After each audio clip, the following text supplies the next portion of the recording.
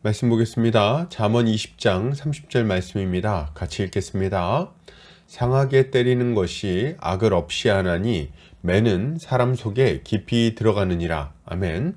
잠언 20장 30절 사람 속에 깊이 들어가는 매라는 제목으로 말씀 보도록 하겠습니다.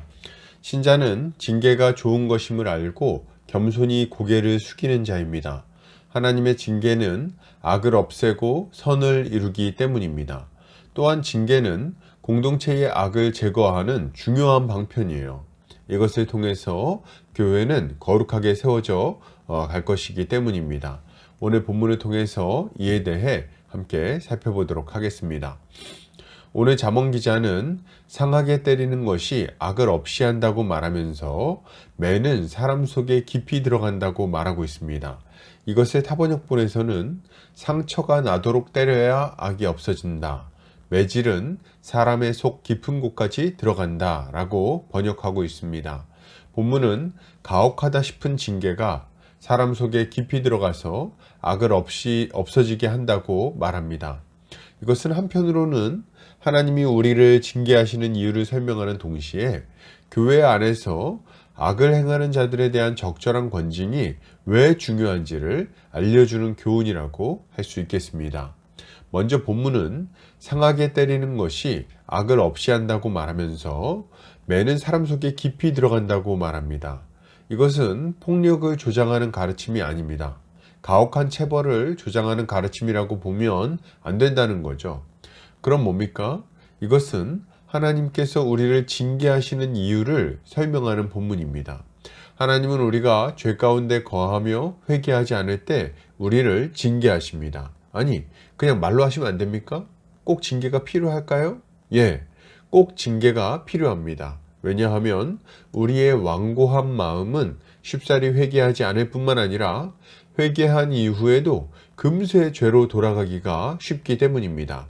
하나님은 우리를 고통스럽게 징계하시므로 이 두 가지 문제를 동시에 해결하십니다. 먼저는 우리의 완고한 고집을 꺾고 죄를 떠나 하나님 앞에 엎드리게 만듭니다. 그리고 죄가 얼마나 고통스러운 것인지를 깨닫게 하셔서 그것을 미워하고 싫어하게 만드는 것입니다. 이런 이유로 하나님은 때로 징계의 기간이 길어지게 만들기도 하십니다.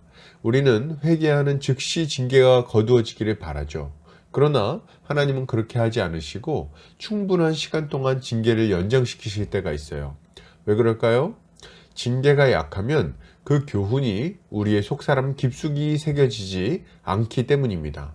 우리는 참으로 완악한 자들이에요. 그래서 징계가 쉽게 사라지고 숨통이 틔어지면 금세 다시 죄로 돌아갈 가능성이 높아지기 때문입니다. 이것은 기우가 아니에요. 사사기의 이스라엘 백성들을 보십시오. 하나님 앞에서 얼마나 완악하게 행합니까? 그들은 자신들의 범죄로 인해 하나님께 징계를 받았음에도 불구하고 하나님의 징계가 사라지면 금세 고개를 들고 우상 앞으로 나아갑니다. 어디 사사기 백성들만 그랬습니까? 열왕기의 왕들도 살펴보면 조금만 살만해지면 우상을 숭배하기에 바빴어요. 이것은 왜 하나님의 무서운 징계가 필요한지를 우리에게 알려주는 본문들입니다. 이것을 생각할 때 우리는 하나님의 징계를 받을 때 불평하지 않아야 되겠어요. 그저 이것이 하나님의 사랑의 다른 표현임을 알고 속히 죄에서 떠나야 되겠습니다. 그리고 다시는 그 죄를 짓지 않겠다고 단호하게 결단해야 됩니다. 그리고 주님이 주시는 징계를 겸손히 감내해야 되겠어요. 이렇게 할 때 주님은 우리의 영혼에 거룩의 교훈을 깊이 새기셔서 우리가 주님을 따라 살아갈 수 있게 만들어 주실 것입니다. 또한 오늘 본문은 교회 안에서 악을 행하는 자들을 어떻게 대해야 할 것인지에 대해서도 교훈을 줍니다. 너무 많은 사람들이 오해하고 있는 것이 있습니다. 그것은 교회는 사랑으로 모든 죄를 용서해 주어야 한다는 생각입니다. 그래서 심지어 어떤 경우에는 죄를 짓고 잘못을 범한 사람이 적반하장으로 떵떵거리는 경우도 생기는 걸 보게 돼요. 이들은 막 말합니다. 아니, 내가 죄를 좀 지을 수도 있지. 응? 교회가 사랑이 없어. 왜 날 정죄해? 예수님도 용서하셨는데.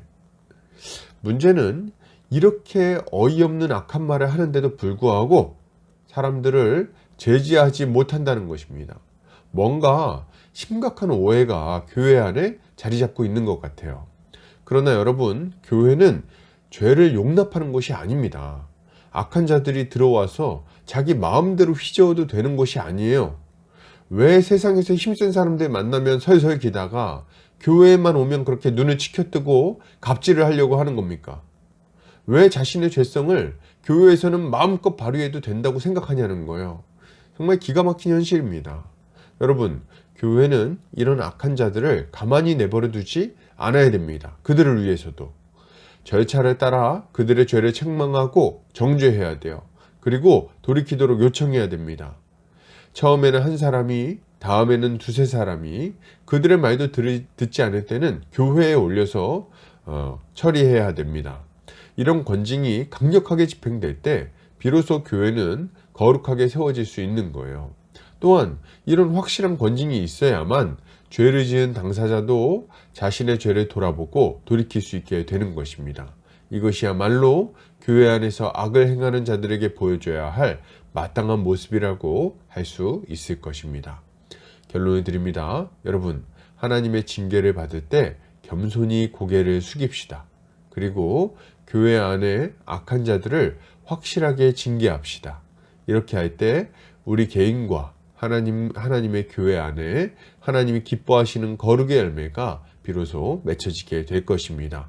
오늘도 주님의 지혜로 승리하는 성도님들 되시기를 주의 이름으로 축복합니다.